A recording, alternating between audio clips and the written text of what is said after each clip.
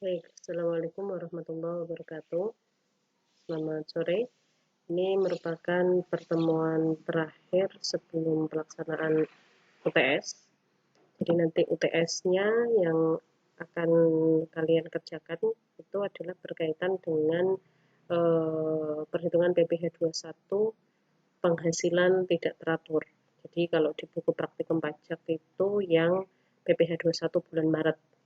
Nanti silakan di-share sesuai dengan jadwal yang sudah ditentukan, kemudian dalam bentuk Excel, Word, ataupun PDF, jadi diketik aja, jadi mudah gitu ya. Baik, jadi setelah beberapa kali pertemuan, harapan saya di pertemuan sebelum UTS ini kita bisa menyelesaikan perhitungan tentang pajak penghasilan. Jadi pajak penghasilan seperti yang dulu sudah saya sampaikan di materi PPh, itu kan pajak penghasilan itu kalau menurut laporan SPT-nya nanti dibedakan menjadi dua, jadi antara wajib pajak orang pribadi dan wajib pajak badan. Jadi kita dasarnya adalah dari form yang ada di pajak aja, jadi mudah. Jadi ketika kita mau menghitung pajaknya berapa, itu kita identifikasi dulu apakah perusahaan apakah wajib pajak tersebut ini orang pribadi ataukah badan usaha. Jika orang pribadi, nah ini kita lihat orang pribadi tersebut apakah mendapatkan penghasilannya ini dari bekerja kepada orang lain atau dia menjalankan usaha atau dua-duanya. Jadi kalau dua-duanya ya bekerja yang menjalankan usaha berarti nanti formnya itu form 1770 seperti yang kita bahas minggu lalu. Jadi kalau bekerja saja maka PPh yang akan dibayarkan adalah PPh 21. Nah, untuk laporan akhir tahunnya yang minggu lalu kita sudah bahas, eh, untuk yang bekerja saja di satu perusahaan itu pakai form 1770 SS jika penghasilan dalam satu tahun kurang dari 60 juta. Dan jika lebih dari 60 juta maka pakai 1770 S. Tapi kalau untuk usaha, berapapun penghasilannya, sedikit ataupun banyak, form yang harus digunakan adalah 1770. Ya, artinya kalau misalkan seseorang tersebut menjalankan usaha dan juga memperoleh penghasilan ya berarti pakai 1770. Jadi 1770 S dan SS itu SS berarti sangat sederhana. Jadi yang paling mudah. Nah, kalau ternyata wajib pajak yang mau kita bayarkan dan hitung pajaknya itu adalah wajib pajak badan, badan itu berarti terdiri dari dua orang atau lebih. Ya, bisa berbentuk CV, PT, yayasan, koperasi, dan sebagainya. Nah, itu berarti pasti di dalamnya adalah menjalankan kegiatan, baik usaha yang profit ataupun yang non-profit. Nah, ini nanti pajaknya adalah PPh 25. Jadi dasarnya kalau sudah kita tahu apakah itu orang pribadi atau badan, nah kita tinggal mencari berapa besarnya pajak. Nah, berapa besarnya pajak itu dilihat dulu dari penghasilan kena pajak. Kalau badan, wajib pajak badan berarti harus mencari laba fiskal untuk yang perusahaan yang profit motif. Tapi kalau perusahaan yang tidak profit seperti apa namanya yayasan pendidikan gitu kan tidak profit, itu ada namanya laporan aktivitas. Nah kalau yang untuk wajib pajak orang pribadi ini ada dua cara mencari penghasilan kena pajak. Kalau yang PPh 21 kemarin kita sudah bahas ada PPh 21 yang bekerja dan seterusnya, pegawai tetap dan tidak tetap. Nah itu agak panjang apa namanya cara perhitungannya. Kalau WPOP yang menjalankan usaha, nah ini ada dua pilihan apa namanya penghitungannya, yaitu menggunakan pembukuan, artinya harus membuat laporan keuangan, laporan akuntansi, membuat laporan laba rugi. Dan ada yang menggunakan norma perhitungan. Kalau menggunakan norma di sini berarti tidak perlu menghitung laba rugi, cukup mencatat penjualannya saja. Artinya di sini tidak mungkin atau pajak tidak memperhitungkan apakah usahanya tersebut laba ataupun rugi. Jadi dianggapnya semuanya adalah laba atau memiliki sisa dari usahanya. Nah, setelah ketemu, maka tinggal dikalikan dengan tarif pajak. Nah, tarifnya kalau OP, nah ini tarifnya yang kemarin sudah kita bahas. Tapi kalau WP badan itu ada 2 tarif ya, ada 3 tarif. Kalau kurang dari 4,8 miliar 1 tahun, maka tarifnya 12,5%. Kalau di atas 4,8 miliar sampai dengan 50 miliar, tarifnya yang penghasilan sampai 4,8 miliar tarifnya 12,5%, yang lebih dari 4,8 tarifnya 25%. Dan tarif yang ketiga adalah jika omsetnya dalam 1 tahun lebih dari 50 miliar, maka tarif yang digunakan adalah 25%. Nah, ini setelah kita hitung, kemudian kita bayarkan. Nah, dasar pembukuan atau membuat laporan laba rugi, ya, itu baik badan ataupun orang pribadi yang menjalankan usaha dan memilih menggunakan pembukuan. Nah, ini berikut caranya. Kalau wajib pajak badan, berarti penghasilan di sini adalah laba bersih. Laba bersih itu dilihat dari penghasilan sebagai objek PPh dikurangi biaya yang diakui Undang-Undang PPh. Jadi ada yang biaya yang diakui di PPh, yaitu di pasal 6 ayat 1 Undang-Undang PPh, dan ada biaya yang tidak dapat dikurangkan di pelaporan pajak. Ya, ini berbeda. Jadi dulu sudah saya sampaikan, laba yang dimaksud di perpajakan adalah laba fiskal, tapi dasarnya adalah laba yang diperoleh dari laba akuntansi. Jadi tidak ada 2 laporan laba rugi, tidak.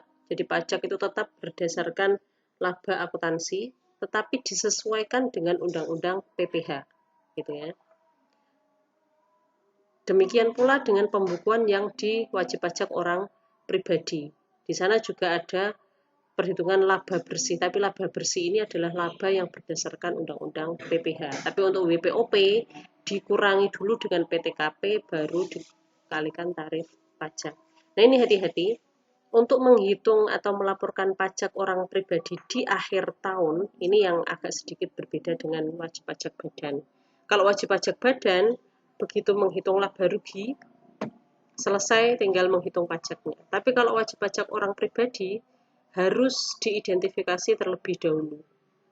Selain punya usaha, berarti laba rugi sudah terdeteksi, sudah tersaji, harus mencari tahu lagi apakah orang pribadi tersebut ini memiliki penghasilan dari sumber lain. Misalkan gaji sebagai direktur, gaji sebagai komisaris, atau gaji sebagai dokter dan sebagainya, ini harus dijumlahkan terlebih dahulu di akhir tahun sebelum diisikan ke SPT, ya.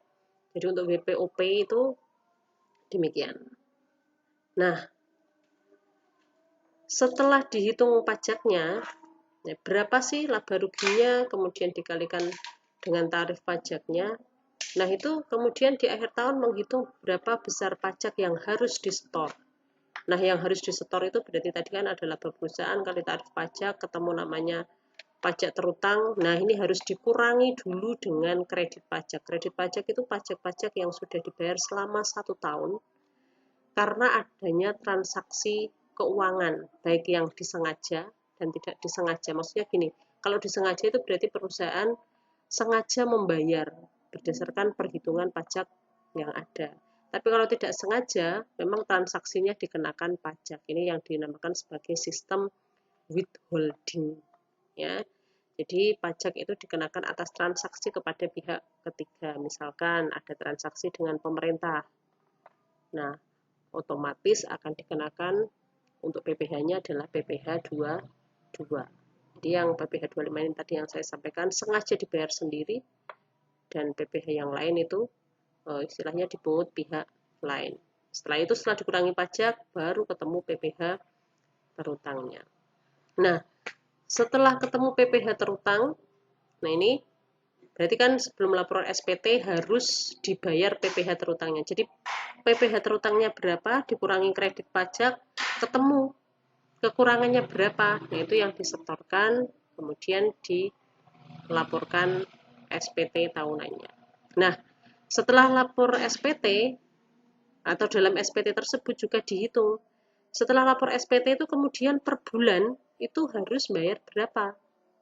Ini rumusnya adalah pajak terutang tahun lalu. Berarti misalkan ini tahun 2020, berarti kan ini kita harus laporan pajak tahun 2019 yang maksimal dilaporkan di Maret 2020 untuk OP, April 2020 untuk badan. Nah, ini berarti kita sebelum laporan SPT tahun 2019, berarti kita harus membayar kekurangannya. Nah, setelah membayar kekurangannya dan kita lapor SPT, maka di bulan April ini berarti kan kita bayar pajaknya sudah berbeda per bulan yang dinamakan sebagai PPh 25 tadi. Nah, ini tarifnya adalah pajak terutang tahun lalu, berarti kalau sekarang tahun 2020, berarti yang tahun 2019, meskipun ngitungnya tahun 2020 ya, tapi kan laporan pajaknya tahun 2019.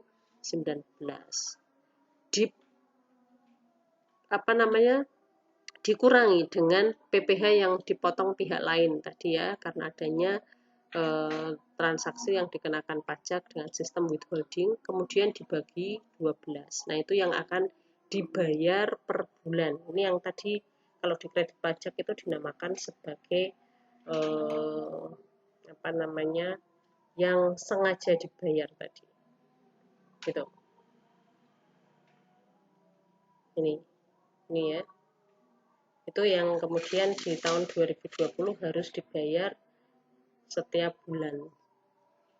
Nah, ini mungkin yang bisa saya contohkan. Jadi misal penghasilan saya di bulan Februari tahun 2020 misalnya. Ini bekerja di Unisnu memperoleh penghasilan 10 juta. Misal ya, ini hanya sebagai contoh. Kemudian memperoleh fee dari mengisi pelatihan sebesar 2 juta. Kemudian menjual kursi dari usaha mebelnya sebesar 10 juta. Nah, ini apa pajak yang dikenakan terhadap penghasilan ini seperti apa? Jadi yang nomor 1 ini ada dikenakan PPh 21. Tapi berarti yang membayarkan atau menyetorkan ke kas negara bukan saya sendiri tapi melalui Unisnu.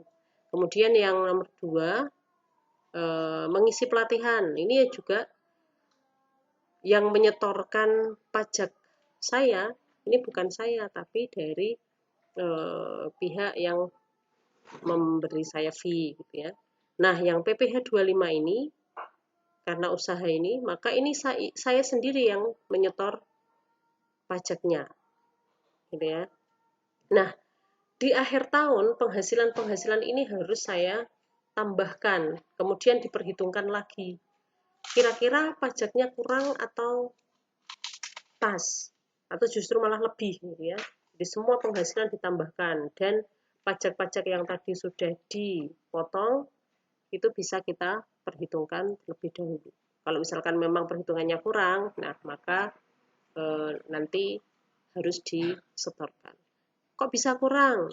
Nah bisa, karena misalkan bekerja di Unisnu, ini kan ngitungnya tetap dikurangi dengan PTKP. Nah sedangkan nanti setelah di total pengurang PTKP-nya kan hanya 1 kali. Jadi kemungkinan masih bisa kurang bayar. Demikian.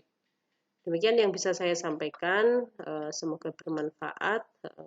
Jangan lupa untuk UTS-nya segera di-upload dengan waktu yang telah ditentukan. Hati-hati, mungkin waktu yang tertera di jadwal dan waktu yang sudah saya tentukan di e-learning itu berbeda. Jadi kalau saya mengajunya seperti ujian manual, jadi 1,5 jam. Jadi kalau jam 8 ya sampai setengah 10. Jangan sampai itu lewat dari waktunya. Demikian, Assalamualaikum warahmatullahi wabarakatuh.